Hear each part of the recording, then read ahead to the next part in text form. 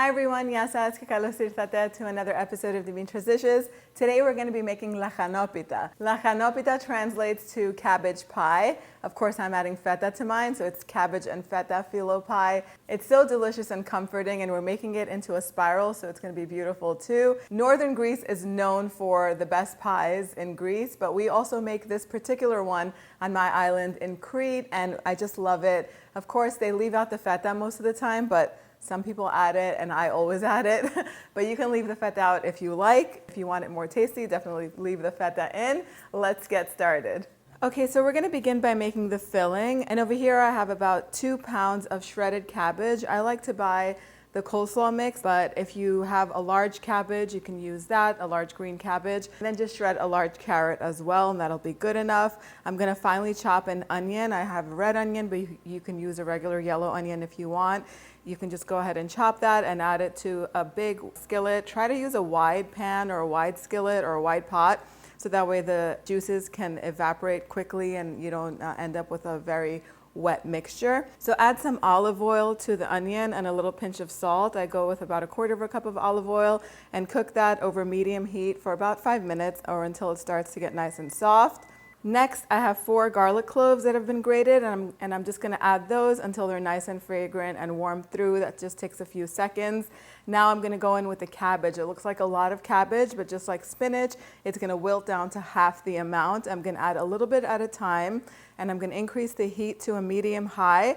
And I'm also going to season each batch with some salt and black pepper and continue to mix it until all of the cabbage has wilted down and is nice and soft. You don't want to cook it too much until it's like melting or anything like that. It's going to take about 8 minutes or so for everything to come together. Take it off of the heat. And next I have 1/2 pound of sheep's milk feta cheese. You always want to buy feta that's in block form and just crumble it over the mixture yourself with your hands. You can add a little bit more feta if you want.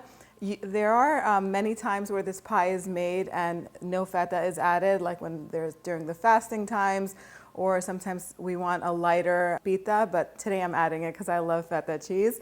Go ahead and add the feta. Then I have a handful of fresh parsley. I'm just going to finely chop that and add that to the mixture as well. Dill goes really nice with cabbage, so you can finely chop some dill if you have some and add that as well. Next, I have 1 egg. I'm just going to mix it in the side of the pan right here and then just fold it in, mix everything all together. And I'm also going to add the juice of a lemon just to brighten up the mixture and a little bit more black pepper. Before you add the egg, taste the mixture and see if it needs a little bit more salt. And if it does, now would be the time to season it. Mix everything all up and the filling is ready. Now it's time to assemble the pie. I have 1 pound of phyllo pastry.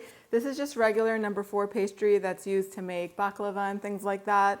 You want to make sure you thaw it out overnight in your refrigerator and then leave it on the counter in its packaging for at least 2 hours before you're ready to work with it.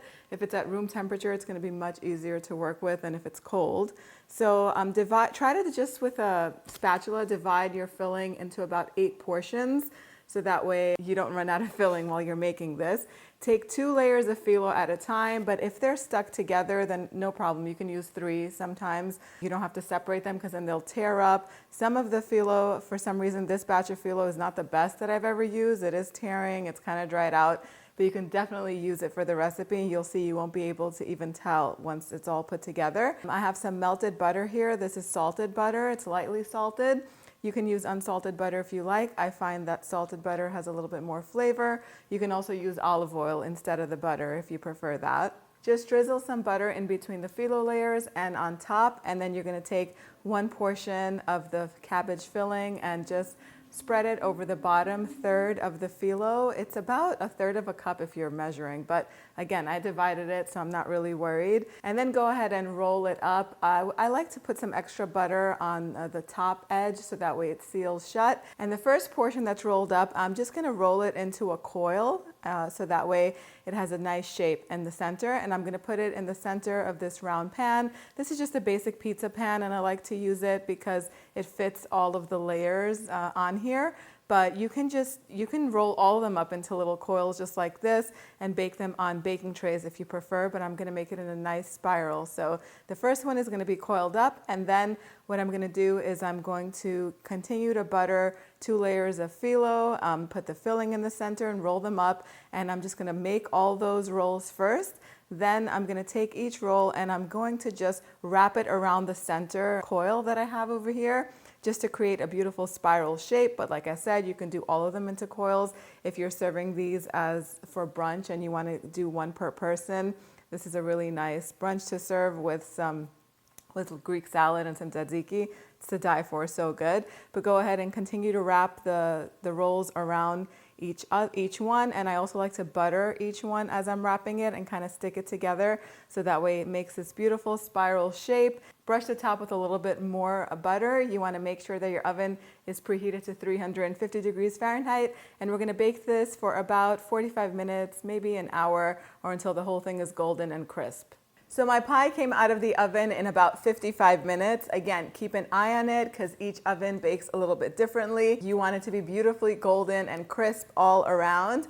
I forgot to mention that if you don't want to make the spirals or the little coil shapes, you can always make this into just a free-form pie, like you would make a lactoburako, which is a custard pie, or even the spinach pie. You just layer the phyllo like I do in my zucchini pie and in my spinach pie. I'll link down to those videos so you can make it in a 9 by 13 inch baking pan, and you could just put all of the filling in the center and then cover it with more phyllo on top and cut it into squares and serve it. That is totally optional. It just looks so much prettier like this, and it stays so crispy too.